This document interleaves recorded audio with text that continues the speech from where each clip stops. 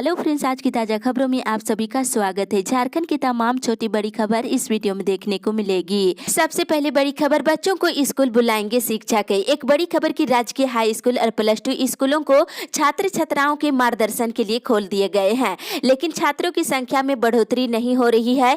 30% बच्चे स्कूल आ पा रहे हैं। ऐसे में अब शिक्षकों से लेकर अधिकारियों की जिम्मेदारी तय कर दी गई है। शिक्षक अभिभावकों और बच्चों से संपर्क कर स्कूल भेजने के लिए प्रेरित करेंगे।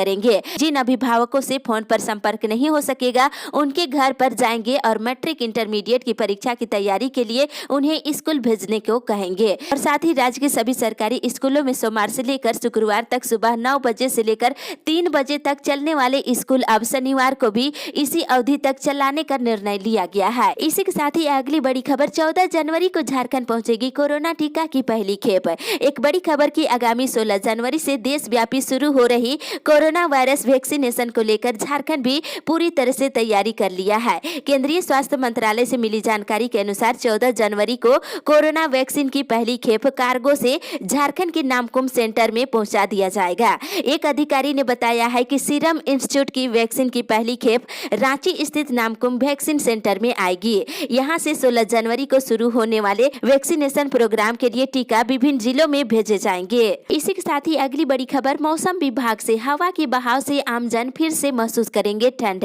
इधर झारखंड में मंगलवार से एक बार फिर से मौसम में बदलाव होगा। इस क्रम में राज्य भर में न्यूनतम तापमान में 2 से 5 डिग्री सेल्सियस की गिरावट आएगी। इसके अलावा हवा का बहाव तेज हो जाएगा और आमजन फिर से थोड़ी ठंड महसूस करेंगे। इस दौरान आसमान साफ रहेगा और मौसम शुष्क बना रहेगा। इसी के साथ ही अगली बड़ी खबर, रांची दुमका चाईबासा में 2.5 दर्जन से अधिक पक्षियों की मौत, झारखंड में मची हड़कंप। झारखंड के विभिन्न जिलों में पक्षियों की मौत का सिलसिला जारी है। सोमवार को रांची, दुमका, चाईबासा में लगभग 2.5 दर्जन से अधिक पक्षियों की मौत हो गई है। रांची में 2, दुमका में तकरीबन 1 दर्जन और चाईबासा और जगन्नाथपुर में 16 से अधिक पक्षियों की मौत हो गई है। इन पक्षियों में कौओं की संख्या सर्वाधिक है और मुर्गा, मैना, बगुले की भी मौत हो रही है। हालांकि बर्ड फ्लू से संबंधित पक्षियों की मौत होने की पुष्टि अब तक नहीं हुई है। एहतियात के तौर पर मरे पक्षियों के सैंपल की जांच के लिए रांची, कोलकाता और भोपाल भेज दिए गए हैं। सरकार ने एडवाइजरी जारी कर सभी जिलों को सतर्कता बरतने का निर्देश दिए हैं। इसी के साथ ही अगली बड़ी खबर, कोरोना वैक्सीन आने से पहले एएनएम और जीएनएम ने दी टीकाकरण बहिष्कार की चेतावनी। राष्ट्रीय स्वास्थ्य अभियान के तहत अनुबंध पर काम करने वाले जीएनएम और एएनएम ने अस्थायीकरण की मांग को लेकर कोरोना टीकाकरण के बहिष्कार करने की चेतावनी दे दिए हैं। कहा है कि उनके अस्थायीकरण पर सरकार वार्ता करे, नहीं तो वे मजबूर होकर कोरोना टीकाकरण अभियान को बहिष्कार करने को बाध्य होंगे। एएनएम और जीएनएम पिछले 15 वर्षों से अस्थायीकरण की मांग कर रहे हैं, लेकिन सरकार अभी तक अस्थायीकरण करने की मुद्दा पर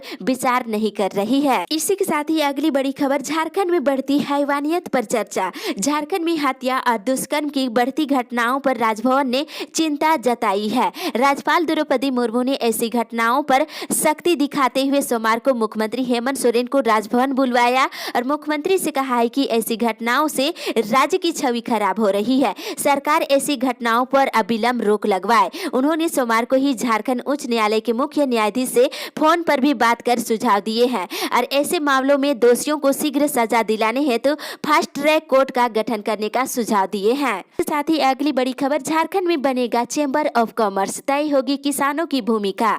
राहत भरी खबर की राज्य में किसानों से जुड़ी योजनाओं को धरातल पर उतारने और तेज गति से क्रियान्वित करने के लिए चेंबर ऑफ कॉमर्स का परिकल्पना की गई है। सरकार किसानों को सम्मान देने और उनकी भूमिका तय करने के लिए ये संगठन खड़ा करेगी, ताकि किसानों की कल्याण से जुड़ी योजनाओं को धरातल पर उतारने में मदद मिल सकेगी। इस योजना के तहत किसान भी व्यापारियों की तरह सरकार को अपने लिए नीति बनाने का सुझाव दे सकेंगे। इसी के साथ ही अगली बड़ी खबर, झारखंड में क्षमता की कमी नहीं। झारखंड में क्षमता की कमी नहीं है, कमी है तो सिर्फ चेतना की। सभी में चेतना आ जाए तो राज्य को आगे बढ़ाने से कोई नहीं रोक सकता है। ये बातें मुख्यमंत्री हेमंत सोरेन ने सोमवार को आर्यभट्ट सभागार में पूर्व मुख्यमंत्री शिबू सोरेन के जन्मदिन पर उनके संघर्ष से जुड़ी 3 पुस्तकों के लोकार्पण समारोह में कही है। और वहीं दूसरी तरफ राज्य के तकनीकी संस्थानों में पढ़ रहे विद्यार्थियों की कल्पना और सोच को मूर्त रूप देने के लिए आइडिया लैब खोले जाएंगे।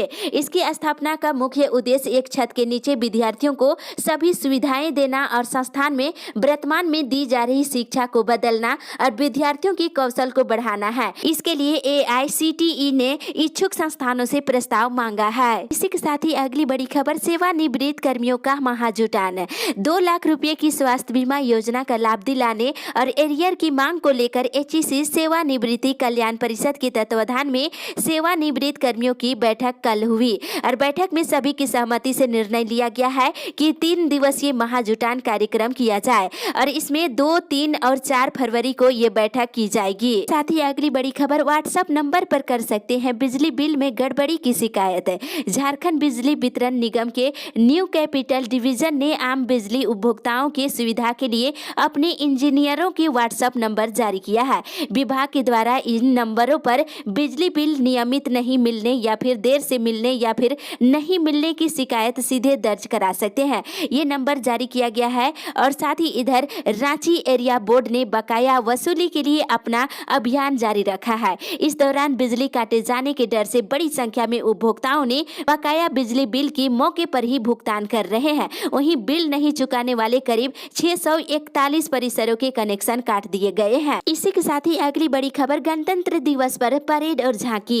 मोराबादी मैदान में गणतंत्र दिवस समारोह के आयोजन को लेकर सोमवार को संभागनालय सभागार में बैठक की गई और इस बार कोरोना को देखते हुए गणतंत्र दिवस समारोह का आयोजन किया जाएगा और इस बार केवल परेड और झांकियों के प्रदर्शन का कार्यक्रम किया जाएगा और किसी प्रकार की प्रभात फेरी या फिर सांस्कृतिक कार्यक्रम का आयोजन नहीं किया जाएगा। इसी के साथ ही अगली बड़ी खबर, इस महीने भी कॉमर्शियल माइनिंग की होगी नीलामी।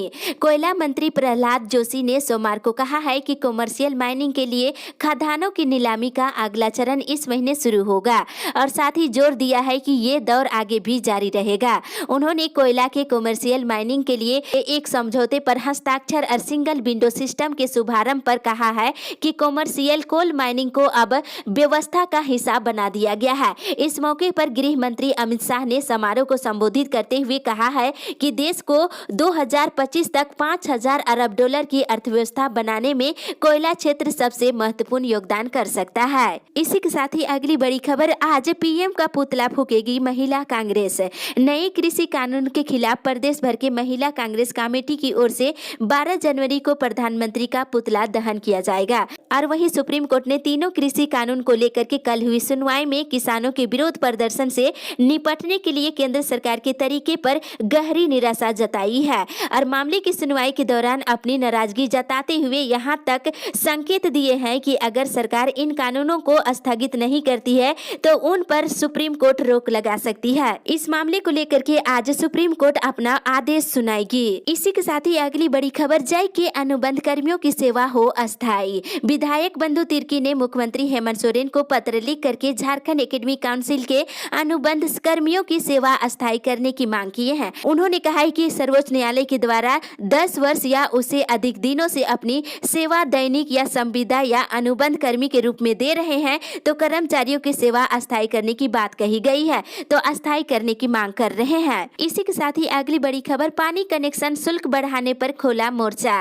राज्य सरकार के द्वारा शहरी क्षेत्रों में वाटर कनेक्शन शुल्क में लगभग 80% की बढ़ोतरी कर दिया है। इसके खिलाफ पूर्व मेयर चंद्रशेखर अग्रवाल और प्रसादों ने मोर्चा खोल दिया है। सरकार को 15 दिनों की चेतावनी दी गई है और कहा गया है कि अगर बढ़ोतरी वापस नहीं की गई तो सड़कों पर उतरकर आंदोलन किया जाएगा। साथ ही इधर झामो की स्थापना दिवस पर मुख्यमंत्री हेमंत सोरेन समेत पार्टी के सभी विधायक धनबाद पहुंचेंगे। 4 फरवरी को पार्टी का 49वें स्थापना दिवस समारोह गोल्फ ग्राउंड धनबाद में मनाया जाएगा। इसी के साथ ही अगली बड़ी खबर, राज्य में शिक्षा पदाधिकारियों के कई पदे रिक्त है। राज्य में शिक्षा पदाधिकारियों के आधे से अधिक पदे रिक्त है। राज्य गठन के बाद से अब तक सिर्फ एक बार ही शिक्षा सेवा में अधिकारियों की नियुक्ति हो पाई है। वहीं अवर शिक्षा सेवा में आज तक नियुक्ति नहीं हो पाई है। वर्तमान समय में देखा जाए तो शिक्षा सेवा के तहत 73 पदे रिक्त है और अवर शिक्षा सेवा में 392 पदे रिक्त है। कुल मिलाकर 465 पदे रिक्त बताई जा रही है और कई जिलों में जिला शिक्षा पदाधिकारियों और जिला शिक्षा अधीक्षकों की नियुक्ति नहीं होने की वजह से काम जो है प्रभार के भरोसे चल रही है। इसी के साथ ही अगली बड़ी खबर, रांची चाईबासा सड़क बनेगी 2 लेन, DPR हुआ तैयार। राष्ट्रीय उच्च पथ की 3 महत्वपूर्ण सड़कों का निर्माण NH झारखंड उपभाग की ओर से कराया जाएगा। रांची से चाईबासा तक की सड़क को 2 लेन किया जाना है और करीब 138 किलोमीटर लंबी सड़क बनाई जाएगी। इसका डीपीआर तैयार हो गया है। अधिकारियों ने बताया है कि जल्द ही भारत सरकार से इसकी स्वीकृति मिलने की संभावना है। इसके बाद इसके निर्माण के कार्य शुरू कर दिए जाएंगे। हालांकि रांची चाईबासा के बीच बंदगांव से चक्रधरपुर तक की सड़क दुरुस्त की जा रही है। इसी के साथ ही अगली बड़ी खबर, रोजगार से जोड़ने के नाम पर महिलाओं से ठगी। हजारीबाग जिले के इचाक थाना क्षेत्र के कई गांवों के महिलाओं ने प्रधानमंत्री महिला आत्मनिर्भर योजना के नाम पर 8 लाख रुपए ठगी करने का मामला एसपी कार्यालय पहुंचा है। ठगी के शिकार 3 दर्जन से अधिक महिलाओं ने ठगी करने वाले आरोपी पर कार्रवाई करने की मांग की है और महिलाओं ने बताया है कि प्रधानमंत्री महिला आत्मनिर्भर योजना के तहत पापड़ बनाने, साबुन, मोमबत्ती, मसाला, सर्फ बनाने के लिए मशीन उपलब्ध कराने की बात कही गई थी। बेरोजगार महिलाओं को रोजगार से जोड़कर स्वावलंबी बनाने की बात कहकर महिलाओं से ठगी की गई है। इसी के साथ ही अगली बड़ी खबर, मांगे पूरी नहीं हुई तो करेंगे आंदोलन। झारखंड प्रदेश विद्यालय रसोईया संयोजिका अध्यक्ष संघ जिला गुमला ने जिले भर से हटाए गए रसोईया और संयोजिकाओं को दोबारा काम पर रखने की मांग कर रहे हैं। साथ ही बकाया मानदेय का भुगतान करने सहित 15 सूत्री मांगों के समर्थन में आंदोलन शुरू कर दिए हैं। आंदोलन के तहत रसोईया संयोजिका और अध्यक्षकों ने सोमवार को डीएसी कार्यालय का घेराव किए और कार्यालय के बाहर अनिश्चितकालीन अनशन पर बैठ गए हैं और मांगे नहीं पूरी होने तक आंदोलन जारी रखने का निर्णय लिए हैं। इसी के साथ ही अगली बड़ी खबर, देवघर जिले में 12 साइबर अपराधी गिरफ्तार। जिले को साइबर अपराध मुक्त बनाने की दिशा में पुलिस लगातार काम कर रही है। काफी संख्या में साइबर अपराधियों को पुलिस द्वारा गिरफ्तार कर जेल भेजा जा चुका है। इस क्रम में रविवार रात्रि एसपी अविनाश कुमार सिन्हा के निर्देश पर छापेमारी के लिए गठित पुलिस की 3 अलग अलग टीम ने जिले के मधुपुर, सरठा, सरवा, चित्रा और पथरौल थाना क्षेत्र के विभिन्न गांवों से छापेमारी कर 12 साइबर अपराधियों को गिरफ्तार किया गया है। साथ ही अगली बड़ी खबर, पूर्व सैनिकों को मिले नौकरियों में आरक्षण। देश के अन्य राज्यों की तरह झारखंड में भी पूर्व सैनिकों को नौकरियों में आरक्षण देकर उनकी देश सेवा को और अधिक सम्मानित किया जा सकता है। इसलिए 2021 में संगठन ने राज्य सरकार से उस मांग के लिए हर स्तर पर लड़ाई के लिए रोड मैप तैयार कर एक वार्षिक कैलेंडर कार्यक्रम तय किया है। इसे लक्ष्य मानकर आगे बढ़ाने का निर्णय लिया गया है। ये बातें पूर्व सैनिक सेवा महामंत्री सूबेदार अनिल कुमार सिन्हा ने कही है। इस अपडेट में बस इतना ही। आगे की खबर के लिए आप हमारे साथ बने रहें।